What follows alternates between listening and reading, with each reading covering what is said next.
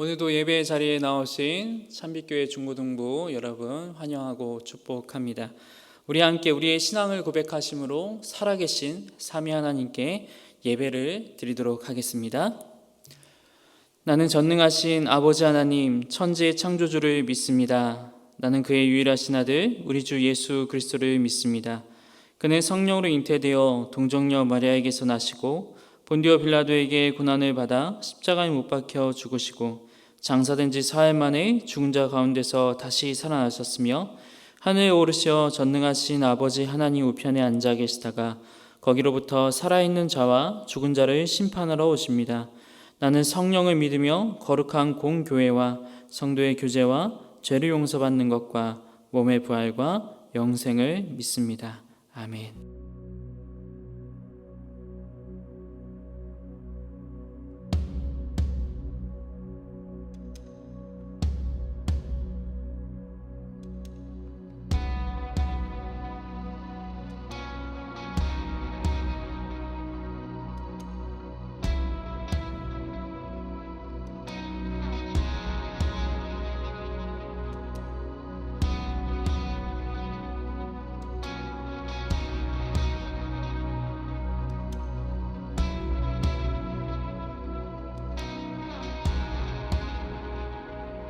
우리 주 하나님 큰 영광과 존귀를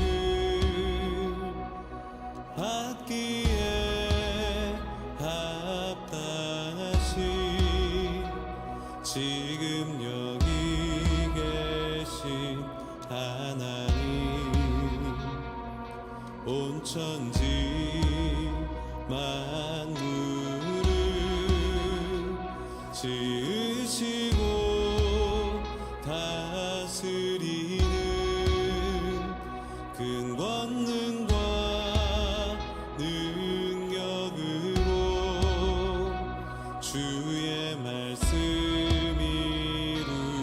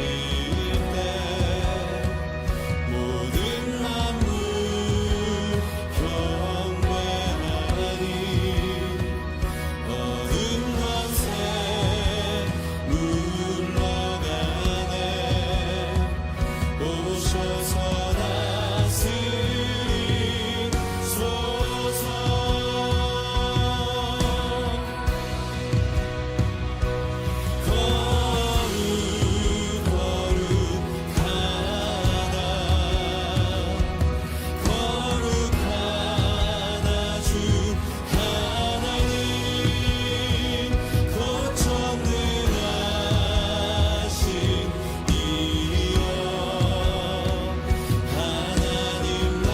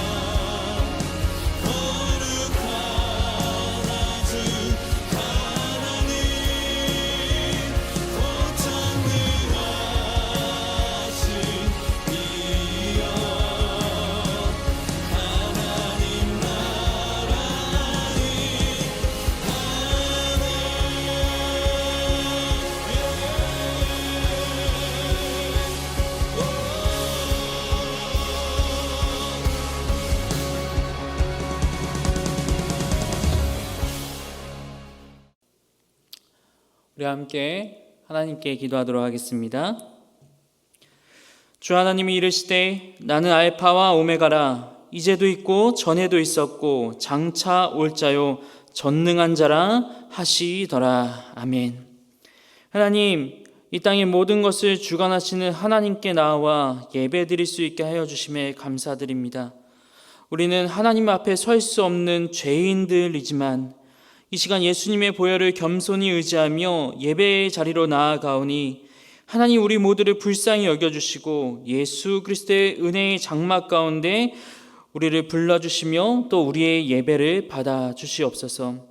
주님, 오늘날 우리나라가 코로나로 인하여서 많은 어려운 가운데 있습니다. 그러나 이 모든 고난의 시간도 하나님의 손안에 있음을 고백하게 하여 주시옵소서.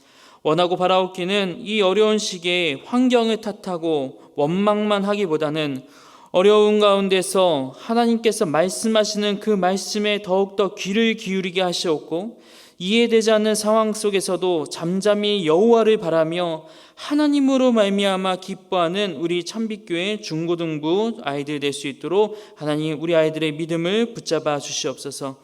고3 친구들 수능을 위하여서 기도합니다. 열심히 노력하게 하시고 또 풍성한 열매를 맺게 하여 주시며 하나님께서 길을 지도하는 그런 은혜를 이 아이들이 느낄 수 있도록 하나님께서 인도하여 주시옵소서. 이제 말씀을 듣습니다. 전하는 자나 듣는 자나 모두 나에게 주시는 하나님의 말씀을 듣게 하여 주시고 하나님의 말씀 앞에 우리를 쳐서 복종시킬 수 있는 그런 은혜가 있게 하여 주시옵소서. 예수 그리스도의 이름으로 기도드립니다. 아멘. 오늘 우리에게 주시는 하나님의 말씀은 마가복음 4장 1절에서 9절 말씀입니다. 마가복음 4장 1절에서 9절 말씀, 다 같이 집에서 성경을 함께 찾으시고 함께 읽었으면 좋겠습니다. 목사님 읽겠습니다. 예수께서 다시 바닷가에서 가르치시니 큰 무리가 모여들거늘 예수께서 바다에 떠 있는 배에 올라 앉으시고 온 무리는 바닷가 육지에 있더라. 이에 예수께서 여러 가지를 비유로 가르치시니 그 가르치시는 중에 그들에게 이르시되, 들으라, 씨를 뿌리는 자가 뿌리러 나가서 뿌리새 덜어는 길가에 떨어짐에 새들이 와서 먹어버렸고, 덜어는 흙이 얇은 돌밭에 떨어짐에 흙이 깊지 아니하므로 곧 싹이 나오나 해가 돋은 후에 타서 뿌리가 없으므로 말랐고, 덜어는 가시떨기에 떨어짐에 가시가 자라 기운을 막음으로 결실하지 못하였고, 덜어는 좋은 땅에 떨어짐에 자라 무성하여 결실하였으니 30배나 60배나 100배가 되었느니라 하시고, 또 이르시되 들을 귀 있는 자는 들으라 하시니라. 아멘. 오늘도 예배 자리에 나오신 여러분들 환영하고 축복합니다. 이제 오늘부터는 마가복음 설교를 시작하려고 합니다. 왜 마가복음 설교를 목사님이 굳이 마가복음 설교를 하려고 하나? 여러 가지 이유가 있지만 그 중에서 가장 중요한 이유는 바로 우리의 믿음을 더욱더 굳게 세우기 위함입니다. 기독교 역사를 보게 되면 늘 고난의 시대가 있었습니다. 아주 힘든 시대죠. 또 한편으로는 믿음이 더 필요 없어 보이던 시대이기도 합니다. 하나님을 안 믿고 교회를 안 다니는 것이 좋아 보이던 시대가 바로 그 고난의 시대였습니다. 예배를 안 드리는 것이 더 멋있고 더 맞는 것 같고 더 자유시민으로서 더 지식인으로서 교회를 안 다니는 것이, 하나님을 안 믿는다는 것이 더 좋아 보이던 시대입니다. 그래서 그 고난의 시대 때마다 나타나는 현상이 뭔가 하면은 바로 수많은 성도들이 하나님을 떠났다는 겁니다. 믿음을 버리는 거예요. 세상으로 돌아가는 겁니다. 그런 일들이 성경의 모든 역사 가운데 구약에도 있었고 신약에도 있었고 또 중세시대에도 있었고 오늘날 우리 시대에까지도 마찬가지로 있는 것을 보게 됩니다. 구약에서는 대표적으로 바벨론 포로 시대가 그런 시대였습니다. 예루살렘 성전이 있던 유다 국가가 망하는 일이 있었습니다. 70년 동안 바벨론 포로지에서 고난의 떡을 먹어야 했습니다. 당연히 그 당시 수많은 이스라엘 백성들이 포로지에서 하나님에 대한 믿음을 저버리는 일들이 일어납니다. 바벨론의 신들을 믿고 바벨론 사람처럼 되기를 소망했었던 그런 시대였습니다. 그런데 하나님은 바로 그런 시대에, 그렇게 믿음이 흔들리던 시대에 선지자 에스겔이나 혹은 다니엘과 같은 사람들을 보내셔서 이들로 말씀을 전하게 하시고 또 이들로 복음을 믿게 하는, 하나님을 믿게 하는 그런 일들을 해 나가십니다. 그리고 그렇게 많은 사람이 떠났지만 동시에 그런 복음으로 인하여서 많은 사람이 믿음을 지키게 되고 그 믿음이 예전보다 더 굳건하게 세워지게 됩니다. 훗날 70년이 넘는 세월 동안 바벨론에서 이 믿음을 지킨 공동체들이 계속해서 그 후손들에게도 믿음을 전하게 되고 그 후손들이 그 믿음을 가지고 포로 귀환을 하게 되고 그 사람들을 통하여서 다시 유다가 재건되어지는 역사가 일어나게 됩니다. 그래서 신학적으로 이 바벨론 포로지에서 믿음을 지킨 사람들을 바로 남은 자 사상, 남은 자 신학이 여기에서부터 비롯되게 되는 겁니다. 신약 시대에도 이와 비슷한 일들이 일어납니다. 유대인의 핍박이 있었습니다. 네로 황제의 핍박도 있었습니다. 도미티안 황제의 핍박이 있었습니다. 이 고통스러운 핍박의 시대에 수많은 그리스도인들은 믿음을 버리는 경우가 참 많았습니다. 눈앞에 보이던 로마의 절대 권력의 황제 앞에서 하나님을 믿는다라고, 예수님이 나의 왕이라고 고백하는 것은 바보처럼 보이던 그런 시대였습니다. 그런데 또 동시에 하나님은 그 핍박의 시대 가운데에서 가장 귀한 복음을 책으로 기록하게 하십니다. 또 편지로도 기록하게 하십니다. 그게 바로 뭔가 하면 마가복음과 같은 복음서이고, 그게 바로 뭔가 하면 요한계시록과 같은 성경이에요. 마가가 그냥 심심해서 쓴 성경이 아니라는 겁니다. 요한계시록, 요한이 그냥 심심해서 쓴 성경이 아니라는 거예요. 그들은 고난 속에서 성도들의 믿음을 지켜주기 위하여서 그 성경을 썼던 것입니다. 하나님의 백성들의 믿음을 더욱더 굳게 세워주기 위하여서. 오늘날 우리는 코로나라는 고난의 시대를 보내고 있습니다. 그리고 이 상황 속에서 한국 교회는 내부적으로도 많이 혼란스러운 가운데 있습니다. 당연히 많은 그리스도인들의 믿음이 흔들리고 있습니다. 우리 중고등부는 어떨까요? 정말 교회를 다니는 것이 맞을까? 예수님을 정말 믿는 것이 맞을까? 예수님이 정말 계실까? 차라리 예수를 안 믿는 게 이 시대에 더 편한데, 차라리 교회를 안 다니는 게 더 괜찮은 것 같은데, 할 일도 많고 학원도 가야 되고 공부도 해야 되고 노는 게 더 좋은데, 요즘 교회 다닌다고 하면 친구들한테 이상한 사람이라고 놀림받기도 하는데 어떻게 하지? 이렇게 믿음이 흔들리고 있은 그런 바로 시대인 것 같습니다. 이러한 시대에 가장 필요한 것은 무엇인가? 목사님은 그것은 바로 복음이라고 말하고 싶습니다. 그리고 이러한 시대일수록 복음을 더 자세히 알고 복음을 더 분명하게 알 때에 우리는 더 예수님을 깊이 알게 되고 그 예수님을 믿는 믿음을 더 굳건하게 지키게 될 줄로 믿습니다. 목사님은 마가복음을 전하기로 하면서 한 장면을 품고 그것을 비전으로 꿈꾸고 있습니다. 그건 바로 씨 뿌리는 비유의 장면이에요. 길가밭이에요. 돌밭, 가시떨기, 좋은 밭. 고대 팔레스타인 밭은 이런 모든 것들이 함께 있었던 밭이에요. 지금 화면에 보이는 저게 팔레스타인의 밭이에요. 저기에다가 그냥 씨를 뿌리는 거예요. 그냥 저기다 씨를 뿌리니까 돌로 인하여서 또 가시로 인하여서 새들이 와서 먹고 그렇게 하기도 하는 것이죠. 환경이 달라요. 그런데 성경은 이야기하고 있는 거예요. 환경이 어렵고 불편하다 할지라도 복음은 언제 어디서나 뿌려져야 한다라고 얘기하고 있는 것입니다. 환경이 나쁠 수도 있어요. 또 좋을 수도 있어요. 그런데 복음은 어떤 환경에서든 뿌려지게 됩니다.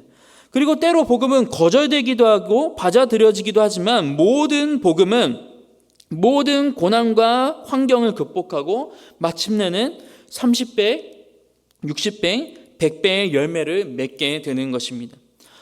목사님은 지금 여러분들 얼굴도 볼 수 없고요. 만날 수도 없고요. 함께 모이지도 못하는 이 어려운 시기에 우리 참빛교회 중고등부 친구들 가운데 우리 공동체에 예수 복음의 씨앗을 뿌리고 싶습니다.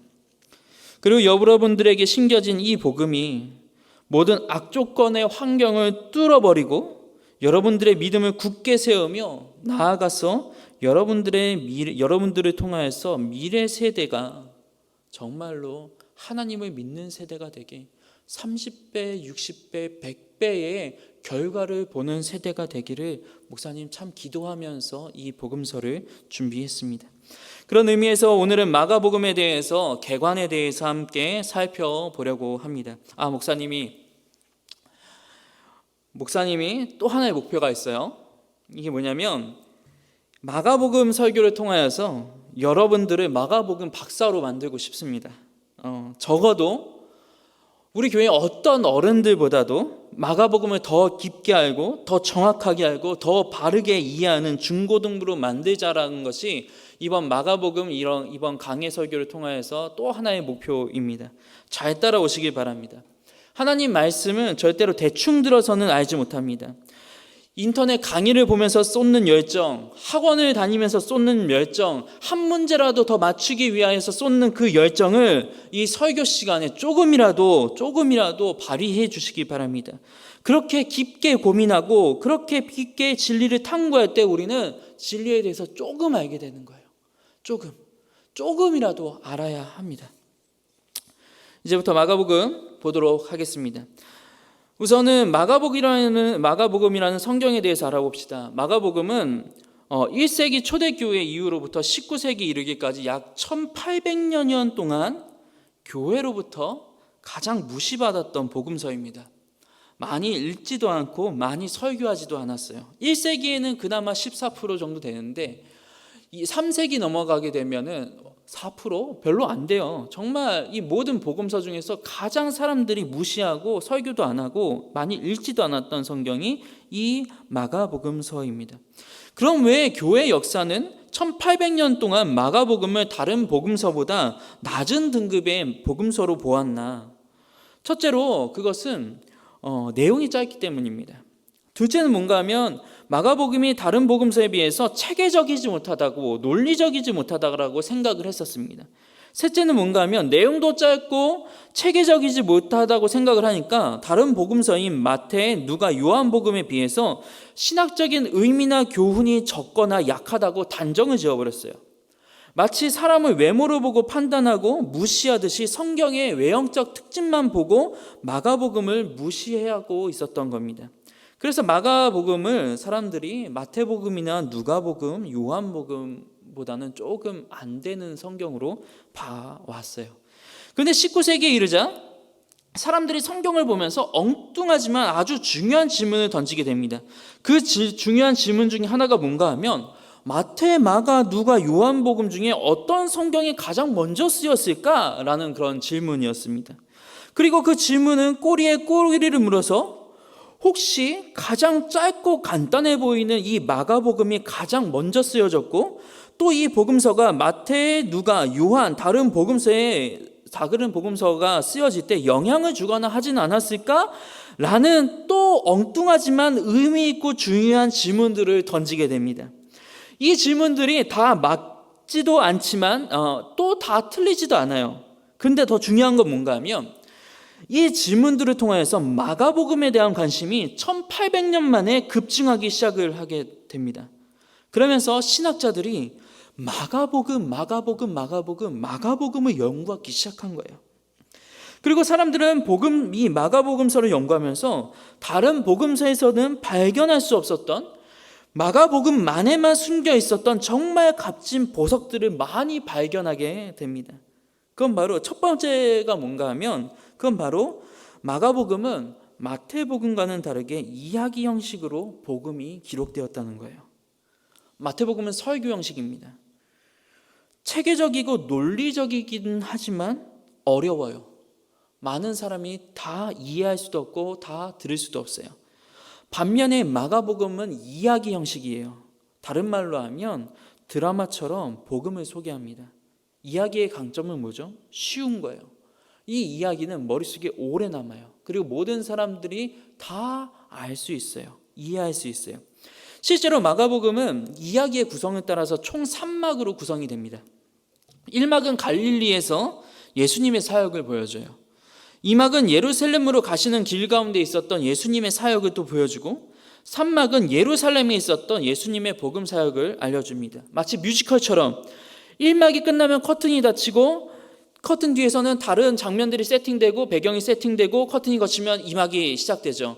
또 2막이 끝나면 커튼이 다시 닫히고 3막에 관련한 배경이 다 세팅된 다음에 2막 그 커튼이 다시 거치면 3막에서 사람들이 이렇게 연기를 하는 것처럼 그렇게 구성이 되어 있다는 겁니다. 재밌죠? 재미없어요? 저는 재밌습니다. 들으시기 바랍니다. 그래서 마가복음의 두 번째 특징은 뭔가 하면 단순하고 강력한 메시지가 녹아 있다는 겁니다. 마가는 의도적으로 1막이 끝나고 2막이 시작하기 전, 2막이 끝나고 3막이 시작하기 전에 의도적으로 맹인 치유에 대한 말씀을 넣고 있습니다. 8장 22절에서 26절, 10장 46절에서 52절이 바로 그 사건들입니다. 하나는 벳세다 맹인의 눈을 침을 뱉어서 고치시는 것이고, 다른 하나는 맹인 바디메오의 눈을 고치시는 거예요. 사람들은 이 두 부분에 의해서 많이 이것들에 대해서 의아해했어요. 왜 맹인 치유 사건은 두 개나 저 멀리 따로따로 이렇게 두 개나 나오는 거지? 참 마가복음 일관성이 없다라고 생각을 했습니다. 마가복음 뭔가 정리가 안 되는 성경이라고 이런 것들을 보면서 생각을 했어요.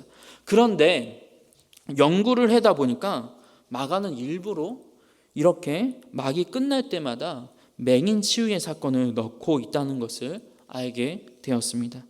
뭔가 막이 끝날 때마다 이 장면을 놓고 있다는 건 메시지를 주고 있는 것이죠. 그 메시지가 뭔가 하면 제자들의 영적인 눈이 맹인과 같았다는 거예요. 갈릴리에서 예수님을 그렇게 오래 따라다니고 예수님에 대한 그 기적들을 그렇게 체험하고 십자가를 지러 예루살렘으로 올라가시는 상황 속에서 나 십자가 지러 간다. 나는 하나님의 아들이다. 그런데 난 십자가를 지러 간다 라고 할 때 제자들은 아무리 가르치고 또 가르쳐도 예수님을 제대로 알지 못했다는 겁니다. 예수님을 이해하는 데 있어서 맹인과 같았다는 거예요. 마치 오늘날 좋은 교회 다니고 거기서 고퀄리티 설교를 들으면, 유튜브로 좋은 설교 100개 들으면 믿음이 좋아진다라고 착각했던 것처럼 제자들도 뭔가 착각하고 있었다는 거예요. 여전히 영적인 눈은 뜨지 않았는데, 여전히 제자다운 모습은 보이지 않았는데 다 본다고 하고 있어요. 서로 자기가 최고의 제자라고 하고 있어요. 그러니까 답답하신 거예요. 그래서 마가는 막이 끝나기 전에 일부러 맹인 치유 사건을 넣는 겁니다. 영적인 눈이 띄어지지 않으면 참 제자가 될 수 없다는 것을, 영적인 눈이 띄어지지 않으면 아무리 예수님을 따라다녀도, 아무리 예수님 곁에 있어도, 아무리 예수님 곁에서 기적을 많이 체험한다 할지라도 하나님 나라에 합한 제자가 될 수 없다는 것을 계속해서 보여주는 거예요. 1막이 끝나고 너네 아직 영적인 맹인이구나. 2막이 끝나고 너네 아직 영적인 맹인이구나. 언제 깰래? 언제 눈을 뜰래? 라고 하고 있는 거예요. 그런데 더 충격적인 것은 뭔가 하면 마가복음에서 그 맹인 치유의 사건을 이 제자들이 보고도 제자들은 여전히 복음을 이해하지 못해요. 예수님을 따라다니긴 하는데, 교회를 다닌다고 하기는 하는데 정말 예수님의 제자가 되지는 못하는 거예요. 그래서 결국 3막에 가게 되면 예수님의 십자가 지시는 예수님 앞에서 모든 제자들이 다 도망하게 됩니다. 3년을 예수님 앞에서 배웠어요. 근데 다 도망가는 거예요. 영적인 눈이 다 닫혀져 있는 거예요. 그런데 참 엉뚱하게도 십자가를 지시는 그 예수 그리스도 앞에서, 그 십자가에서 예수님이 죽어가던 장면을 보던, 이 모든 것을 다 지켜보던 이방인 백부장은 이상하게도 눈을 뜹니다. 제자들은 3년 동안 예수님 곁에 있었는데도 눈을 못 뜨는데 이방인 백부장은 눈을 뜨고 이분이 하나님의 아들이라는 것을 고백합니다. 뭐라고 고백하는가? 이는 참으로 하나님의 아들이시다. 이는 참으로 하나님의 아들이시다. 제자들이 영적인 눈을 뜨고 보면서 고백해야 했었던 그 고백을 엉뚱한 이방인 백부장이 영적인 눈을 뜨고 고백하고 있는 거예요. 제자들보다 이 몇 시간 예수님을 지켜본 백부장이 낫다는 겁니다. 뭔가 복음을 제대로 아는 것은 시간의 문제가 아니라는 겁니다. 열정의 문제가 아니라는 겁니다. 얼만큼 교회를 많이 다니고 안 다니고의 문제가 아니라는 거예요. 목사가 되고 장로가 되고 권사가 되고 집사가 되고의 문제가 아니라는 겁니다. 복음을 진정으로 믿고 깨닫는 것은 오직 하나님의 은혜의 주권에 달려 있다는 것을 얘기하고 있는 거예요. 오래 예수님을 따라다녔다고 해서 그것을 천국을 보장해 주지 못한다는 겁니다. 예수님의 은혜가 없으면 우린 제자들처럼 다 도망가 버리는 영적인 맹인에 불과하다는 겁니다. 예수님의 은혜, 실패한 제자들을 다시 찾아오셔서 끝까지 그들의 눈을 뜨게 하시는 예수님의 은혜가 없으면 오늘날 저와 여러분은 저 하나님을 믿지 않는 저 사람들과 다를 바 없다는 것, 그 충격적인 엄청난 메시지를 오늘 우리 가운데 주고 있는 성경이 바로 마가복음이라는 거예요. 이렇게 마가복음은 이야기 형식 속에서 엄청난 메시지를, 또 충격적인 메시지를 그 당시 믿는 사람들에게, 또 오늘날 우리 믿는 사람들에게 보여주고 있는 겁니다. 너 예수님 오래 믿는다고 해서, 너 예수님 믿는 교회에 오래 다닌다고 해서, 좋은 교회 다닌다고 해서, 설교를 많이 듣는다고 해서 하나님의 백성이 된 줄로 착각하지 말아라. 제자들도 그랬다. 하나님의 은혜 없이는 제자들도 영적인 눈을 못 뜬다. 하나님의 은혜 안에 바로 서라. 고난 가운데서 하나님을 바라보게 해달라고 부르시져라. 그러면 고난을 뛰어넘는 하나님의 은혜가 너희 가운데 임하게 될 것이다. 그렇게 얘기하고 있는 거예요. 마가복음은 이렇게 드라마 구조로 단순하지만 강력한 메시지를 던져주는 성경입니다. 앞으로 계속 한 주 한 주 이어지는 마가복음 설교를 통하여서 우리 참빛교회 중고등부가 예수님을 더 깊게 알고 복음에 대해서 더 눈을 떠가서 예수님을 더 사랑하고 예수님의 빛을 더 세상 가운데 드러낼 수 있는 그런 은혜가 충만하길 주님의 이름으로 축원합니다. 아멘. 네, 목사님 기도하겠습니다.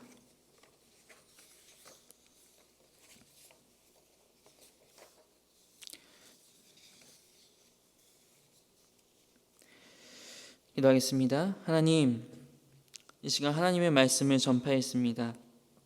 우리가 정말 예수님을 믿는다고 하지만, 그래서 예배도 드리고 말씀도 읽고 성경도 듣지만 영적인 눈을 뜨지 못하면 하나님을 바로 믿을 수 없다는 것, 복음을 바로 알 수 없다는 것, 하나님 나라에 합당한 삶을 바로 살 수 없다는 것을 오늘 말씀을 통하여서 알게 되었습니다. 복음 앞에서 우리 모두가 겸손하게 하여 주시고, 복음 앞에서 예수님의 은혜를 더욱 의지하는 자들이 되게 하여 주시옵소서. 그래서 세상의 빛이 되어가는 참 제자, 예수님의 사랑과 복음을 전하는 참 성도가 되는 그런 우리 참빛교회 중고등부가 되게 하여 주시옵소서.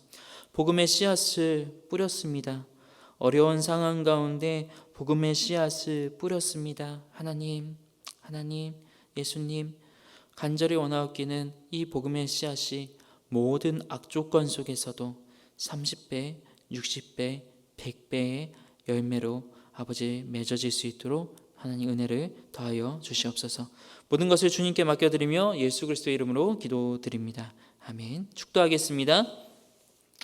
이제는 우리 주 예수 그리스도의 은혜와 하나님의 사랑과 성령의 교통하심이 겸손히 예수님을 따르며 복음의 눈을 뜨고 참 제자가 되길 원하는 우리 참빛교회 중고등부 학생들과 모든 교사들 위해 지금부터 영원까지 항상 함께 있을지어다. 아멘.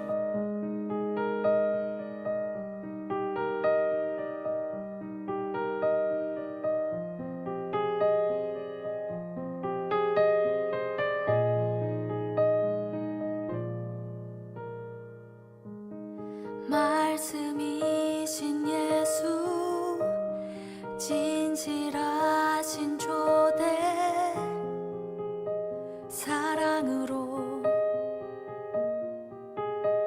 그 진리로